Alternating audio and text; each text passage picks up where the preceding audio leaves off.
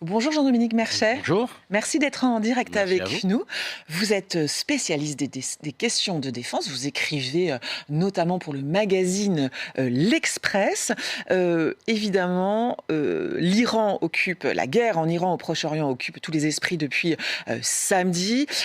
C'est dans ce contexte-là qu'Emmanuel Macron a fait son discours hier. Il a parlé d'un embrasement possible à non-frontières. Il fait allusion à quoi? C'est notamment les frappes qui ont lieu sur les bases militaires d'Abu Dhabi, sur Oui, lesquelles alors il y a des soldats? d'abord, il faut préciser que c'est un pur hasard de calendrier. Oui, Parce tout à fait. que ce discours était prévu de longue date. Dès la fin de l'année dernière, on nous avait dit qu'il y aura un discours au premier trimestre de 2026. La date a été fixée dans le calendrier du président. Il se trouve qu'il est intervenu effectivement le lundi, alors que le samedi, il y avait un nouvel embrasement au Moyen-Orient. Donc ce n'est pas un discours lié directement à la situation en Iran. Effectivement, il y a une inquiétude générale de voir des guerres proches, au fond, géographiquement proches, que ce soit au Moyen-Orient ou en Ukraine. N'oublions pas que la guerre continue en Ukraine.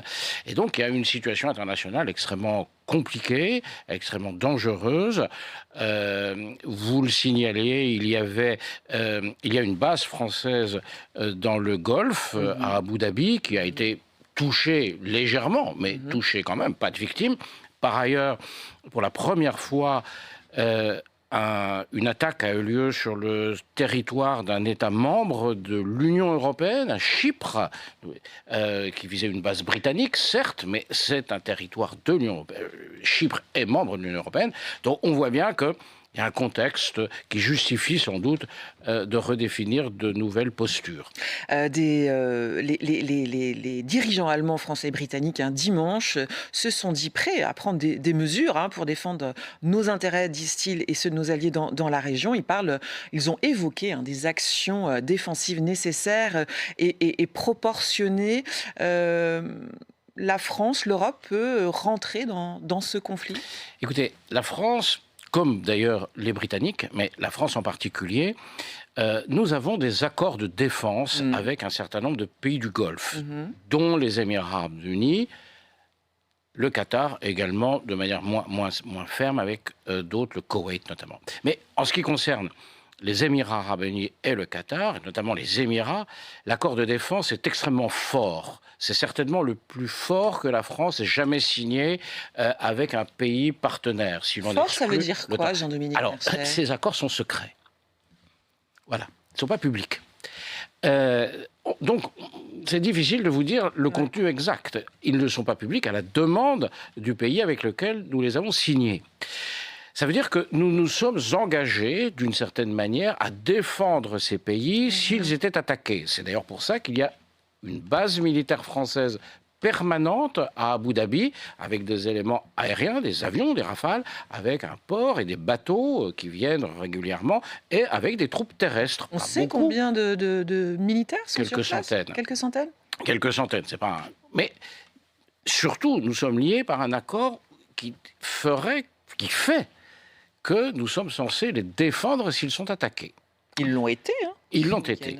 Donc, on est un peu obligé. D'autant que ces pays, c'est pas n'importe qui, ce sont des partenaires, des pays amis, mais également de grands clients de l'industrie de défense française, et notamment, par exemple, les Émirats arabes unis, comme le Qatar, ont acheté des Rafales. Et donc, ça entraîne des conséquences politiques, tout ce genre de choses. Donc, effectivement, nous ne pouvons pas rester totalement indifférents en disant « c'est pas notre problème ». Oui, c'est notre problème parce que nous avons des accords de défense.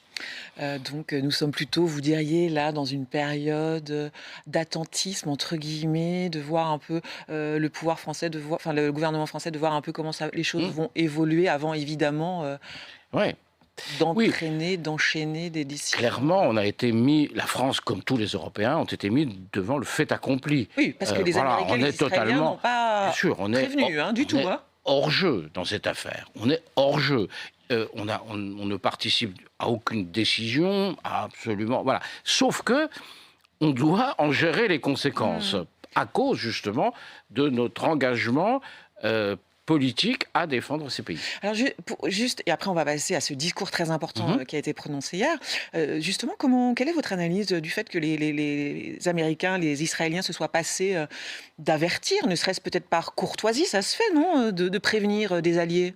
D'abord parce qu'ils n'ont pas besoin de nous. Oui, Et mais du fait des ils avaient conséquences, absolument, ils voulaient garder la l'effet de surprise. totale. La surprise, et ils n'ont qu'une confiance assez modérée, je pense, dans les gouvernements européens. Ils ne nous prennent pas, au fond, ils ne nous prennent pas très au sérieux. Pas très au sérieux. C'est donc dans ce contexte, on le disait, qu'Emmanuel Macron a fait son discours. Vous l'avez effectivement rappelé, ce n'est pas lié, ce discours au contexte. Il était prévu de longue date. Il était justement très attendu par notamment les militaires. Alors, il était très attendu par un peu tout le monde. Il était très attendu par les militaires, oui, mais surtout, il était très attendu par les Européens et il était très attendu par les politiques. Il y avait eu déjà beaucoup de polémiques avant, des polémiques à mon avis, totalement infondées. On soupçonnait, on accusait Emmanuel Macron de vouloir brader la dissuasion nucléaire française, de vouloir la partager avec des comités théodules européens, etc. Tout ça était un mauvais procès et beaucoup de contre-vérités. Donc c'était très attendu. Les militaires, évidemment, l'attendaient, parce que c'est eux en charge, qui seront chargés de mettre en œuvre les décisions. Mais je crois que c'était effectivement un discours important. Vous savez, les présidents de la République, en général, prononcent un grand discours de ce genre sur la dissuasion nucléaire au cours de chacun de leurs mandats. La dernière fois, Emmanuel c'était en 2020, Macron, c'est 2020, ça, voilà. François Hollande en a fait un, Nicolas Sarkozy en avait fait un, le président Chirac deux mandats. Donc ce sont quand même des moments très importants qui fixent la doctrine. Je vous propose, Jean-Dominique, on va écouter un court extrait de ce qu'a dit Emmanuel Macron hier. C'était donc à Brest, sur Ligne Longue. L'île Longue, je vois. L'île Longue. Pas facile à dire. Et puis on y revient et surtout on voit ensemble les annonces qui ont été faites. Pour être libre donc, il faut être craint. Et pour être craint, il faut être puissant. Cette augmentation de notre arsenal en témoigne. La dissuasion avancée que nous proposons est un effort distinct qui a sa valeur propre et qui est parfaitement complémentaire de celui de l'OTAN au plan stratégique comme au plan technique. Le travail que nous avons entamé sur ce projet avec les Européens s'est fait en pleine transparence avec les États-Unis d'Amérique et en coordination étroite avec le Royaume-Uni.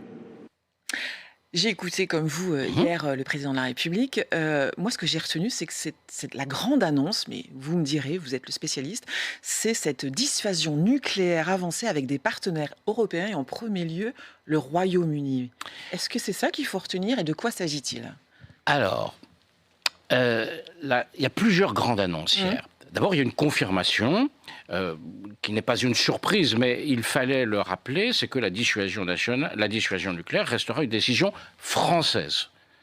C'est entre les mains des Français et du président de la République tout seul. Il ne s'agit pas de la partager avec quiconque. Ça, c'est un rappel.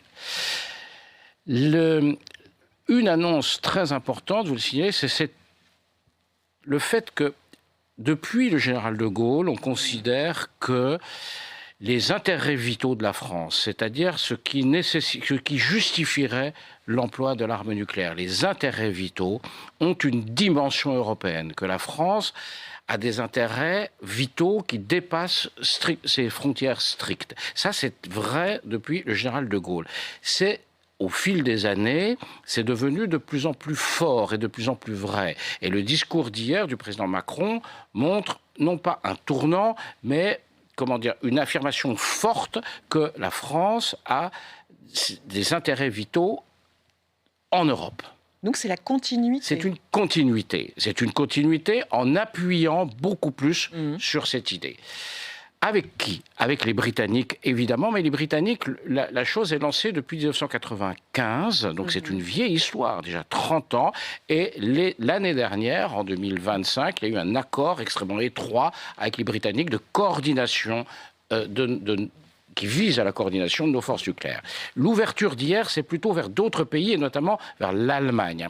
Et juste après le discours que nous venons de entendre, il y a eu un communiqué commun du président Macron, une déclaration commune du président Macron et du chancelier Merz, réaffirmant ça, disant nous allons, nous aussi, entre la France et l'Allemagne n'a pas d'armes atomiques, contrairement aux Britanniques, nous allons mettre aussi un comité pour travailler et coopérer. Donc oui, il va y avoir une coopération en matière de dissuasion, et notamment dans ce qu'on appelle, pardonnez-moi, c'est un peu du jargon stratégique, l'épaulement conventionnel. Oui, on a entendu ce mot. Qu'est-ce que ça veut dire? Alors, ça veut dire que la dissuasion, pour dissuader, les armes nucléaires ne suffisent pas. Il faut des armes nucléaires, bien entendu, mais il faut aussi des armes conventionnelles, parce que sinon, nous serions dans le tout ou rien. C'est-à-dire qu'à la première agression, nous n'aurions le choix qu'entre ne rien faire ou tirer une arme nucléaire. Donc on se mettrait dans une impasse et on ne pourrait rien faire. Donc il faut qu'il y ait ce qu'on appelle donc en jargon un épaulement conventionnel, avec des armes conventionnelles, et c'est dans ce domaine que les pays européens viendront participer d'une certaine manière à la dissuasion qui restera française. L'autre point important qui a été annoncé hier, c'est l'augmentation du nombre des têtes nucléaires. Jusqu'à présent, on sait que la France en a, entre guillemets, ouvrez les guillemets, moins de 300. C'était la formule officielle. Oui. Il a été annoncé hier, et c'est une annonce extrêmement importante, parce que ça fait plus de 30 ans que nous étions à ce niveau de moins de 300, que nous allions augmenter le nombre de têtes nucléaires. Et il a été également annoncé que nous ne saurions pas, l'État, le gouvernement, ne communiquerait plus sur le nombre de têtes nucléaires. Donc voilà les grandes annonces. Ça, c'est les grandes annonces. Pour revenir sur cette dissuasion nucléaire avancée avec les partenaires européens, le Royaume-Uni, donc vous le disiez, a l'arme nucléaire.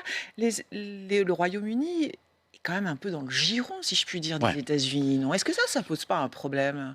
Alors, comment vous analysez ça? Vous avez, dans l'extrait que vous avez donné, vous avez remarqué que le président disait que tout ça se faisait en bonne entente avec les États-Unis et pas en concurrence avec l'OTAN. C'est vrai que nous avons un statut, la France a un statut très particulier en Europe, puisque nous sommes totalement indépendants en matière nucléaire, contrairement aux Britanniques, qui sont à la fois dans les plans nucléaires de l'OTAN, dont une partie de leur arsenal est liée aux États-Unis, notamment les missiles qui sont tirés par leurs sous-marins, sont des missiles américains, donc ils doivent aller les recharger aux États-Unis lorsqu'ils les montent dans leurs sous-marins, mais la décision d'emploi britannique est souveraine, c'est-à-dire elle n'est pas liée, il n'y a pas une double clé, c'est vraiment les Britanniques qui décideraient d'utiliser ou pas leur armement nucléaire. Mais ils sont de fait plus intégrés, alors que nous ne le sommes pas du tout. Et pour revenir sur l'Allemagne, c'est pour la grande nouveauté, si je puis dire, c'est le ralliement à l'Allemagne dans ce pacte, si je puis dire, de dissuasion nucléaire.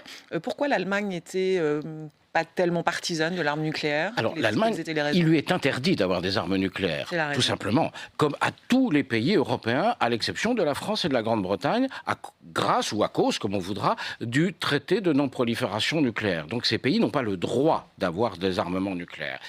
En revanche, ils savent que les armements nucléaires contribuent à leur protection. Donc ils doivent s'en remettre aux armements nucléaires d'un autre, soit des États-Unis, ce qui était le cas jusqu'à présent, soit, comme il y a quand même un certain nombre de doutes sur l'engagement américain, ils s'intéressent à ce qui pourrait être une forme d'assurance complémentaire, comme on dirait en matière de sécurité sociale, une sorte d'assurance complémentaire. De ne pas être totalement sous le parapluie, comme on dit, américain. Voilà, et donc ils gardent le parapluie américain, mais ils ont aussi un autre petit parapluie qui serait le parapluie britannique et français.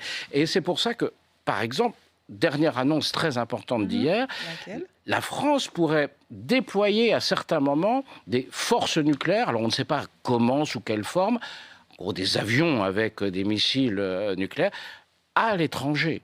Donc, évidemment, en Allemagne. Donc on pourrait voir à certains moments des avions porteurs ou potentiellement porteurs d'une arme nucléaire se déployer sur des bases aériennes allemandes. Ou, pourquoi pas, polonaise, suédoise. Puisque Voilà, grec tout ça est ouvert. également. Grec, En tout fait, ça est ouvert. cet accord de dissuasion nucléaire avancée, avec ses partenaires européens, ça permet de, entre guillemets, mutualiser, enfin, ou se diversifier et d'avoir des points d'appui physiques aussi sur les différents parce que territoires. en cas de crise majeure, par exemple, il y a 3 bases nucléaires en France. Où sont des armes nucléaires.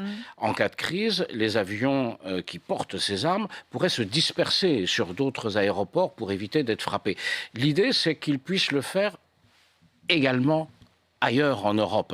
Pourquoi pas en Pologne, pourquoi pas en Grèce, pourquoi pas, que sais-je. Tout ça, ça va se discuter avec les partenaires européens. On est là au début d'un processus. Le discours a plutôt été... Vous me disiez en début d'interview qu'il était attendu. Oui. Quels sont les retours que vous avez eus? Il était plutôt bien accueilli par les militaires? Globalement, oui. Mais je lisais les voix les plus critiques qu'on attendait, qui venaient plutôt de la droite nationaliste. J'ai lu les communiqués, notamment le communiqué de Marine Le Pen et de Jordan Bardella, qui donne acte au président qu'il ne va pas brader la dissuasion. Alors, ils ont des réserves, bon, ça fait partie de la discussion. Mais globalement, Bruno Retailleau aussi était parti un peu sur le même thème, a tout de suite fait un communiqué en disant « Bon, ok, c'est pas si mal ». Voilà. Alors évidemment pour l'opposition, c'est un peu difficile de le reconnaître, mais de fait l'accueil est plutôt bon, ce qui est le cas à l'étranger, parce que de toute façon, ils savaient ce que le président, en tout cas les Allemands savaient ce que le président dirait, annoncé, oui. et les Américains, comme les Britanniques, ont été mis dans la boucle, évidemment, très vite. C'est le début, une des pierres très importantes posées pour l'édifice de l'Europe de la défense, oui, vous diriez. Ça je ne sais pas si on peut parler d'Europe de la défense, parce que Europe de la défense, ça voudrait dire que c'est depuis Bruxelles. Oui. En fait, Bruxelles n'est pas du tout dans ce jeu-là. Pour la défense de l'Europe, plutôt. Pour la défense de l'Europe, c'est un moment important. Merci Jean-Dominique, merci d'avoir été en direct avec nous. Je rappelle le titre de votre dernier ouvrage, Sommes-nous prêts pour la guerre, l'illusion de la puissance française, c'est à lire, c'est aux éditions Robert Laffont. Merci infiniment d'avoir été sur le plateau de Point de Vue.